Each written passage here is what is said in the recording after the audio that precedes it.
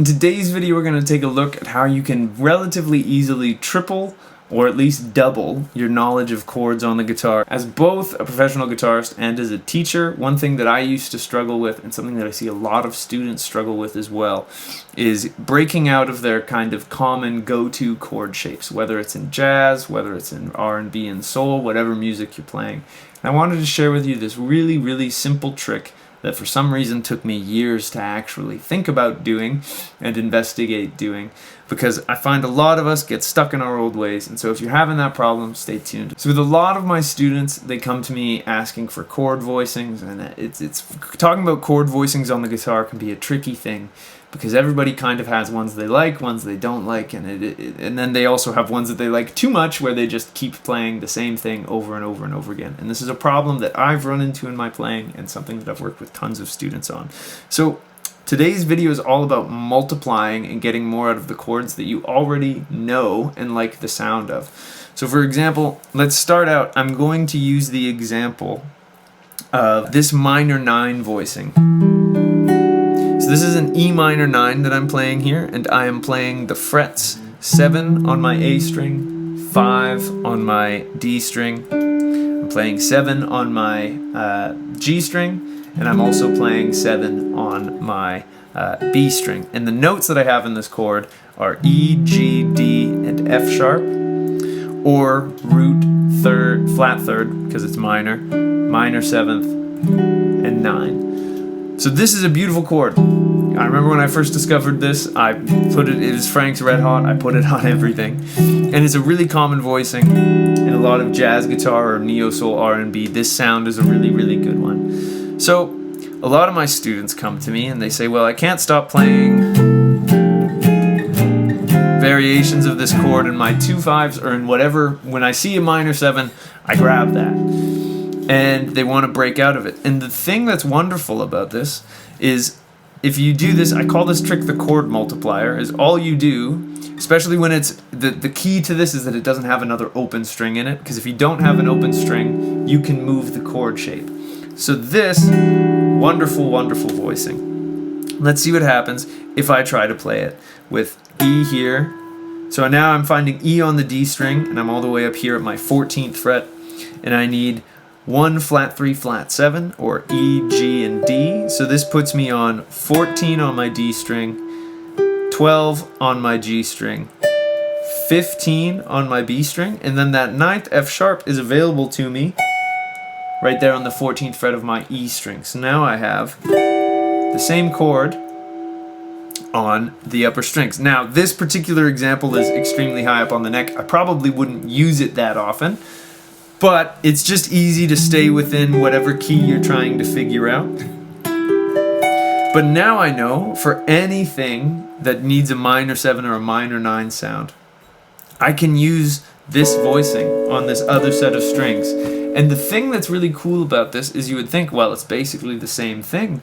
Why would you do that? But pushing it into a different tonality on a different set of strings like this has a very particular weight to it. Whereas if I do something on the higher strings, it's going to have this almost a little bit more shimmer to it, just due to the fact that these strings have less mass to them and they're vibrating less in those lower frequencies. So there is a really good example. And then why not see if we can fit it on our bottom 4 strings as well? So if we did that, we would have E on my 12th fret. I would get G on my 10th fret of my A string. D is going to be on my 12th fret of the D string, and then my F sharp is nestled there on this, what is that? The 11th fret of my G string. So this is the same chord there. And now this again is maybe going to get into, depending on the situation I'm in, if I'm playing with a bassist or some low focused instruments, playing this voicing this low might get a little bit muddy, but especially in a solo guitar context or something, this is a really pretty sound. And so I took this one voicing that I know, and I was playing too much, and I found 2 other ways to play it that might inspire me to play other ideas. Now let's try this on one other chord voicing, and let's see what happens.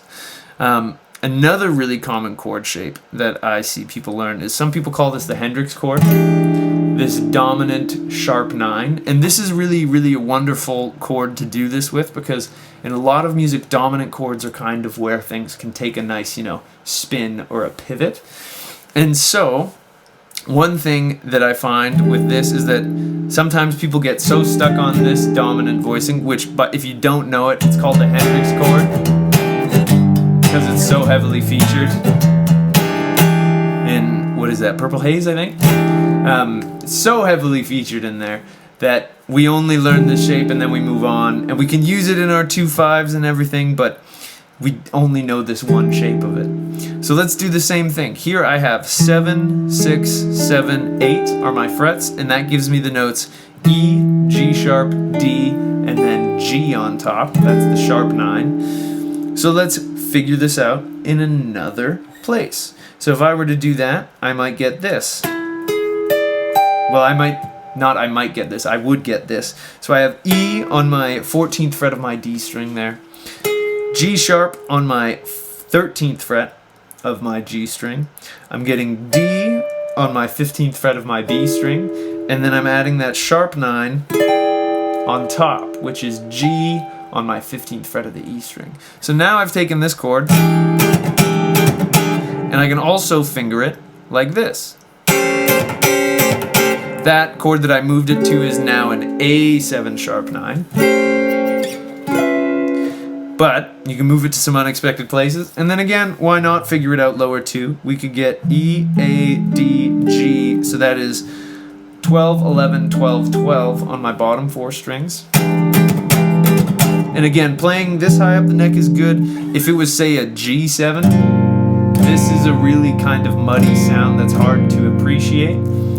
Whereas on these strings, it tends to have a little bit more natural of a resonance. But this is something you can apply to any voicing. Let's do this with a common major voicing as well. So let's say we took this minor 9 that a lot of people like to play. Let's make it a major 9. So now I have the notes E, G sharp, D sharp, and F sharp up top there. It's a really common one, so that's 7, 6, 8, 9 on my 7, 6, 8, 7 on my middle strings there. And let's find this same interval. So if I did 14, I'm going to find that G sharp on my 13th fret of the G string.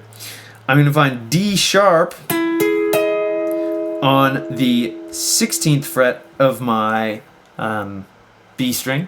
And then I find that F sharp on the 14th fret of my high E string.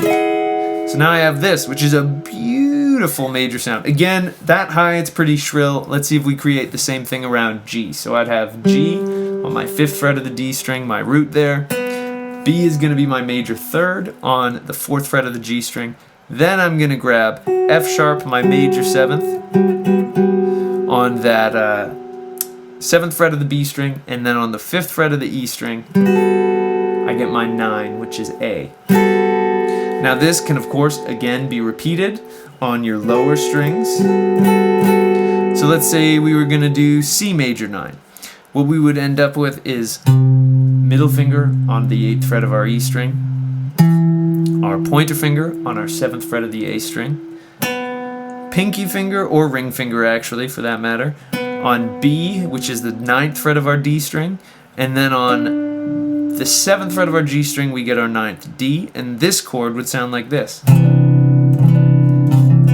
Again, when we get onto these low 4 strings, when they're chords that are the 4 adjacent low strings, so E, A, D, G, they can be pretty murky, but depending on the situation, they can be really, really beautiful chords as well. Again, this is something that I might sneak into a solo guitar arrangement. Probably wouldn't play if I had a bassist and a tenor saxophone or something playing with me, just because they're so woofy. But I hope you enjoyed that video on how you can multiply your knowledge of chords without doing any rocket science or, spending hours scouring for the lost chord on Google search.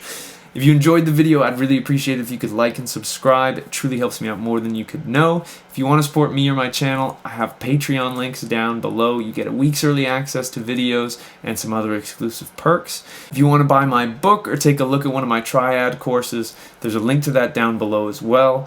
If you want to take a guitar lesson with me, I'd absolutely love to work with you on whatever's troubling you on the guitar. I've been working with a bunch of you guys from YouTube lately, and it's been awesome to work and connect with people all around the world.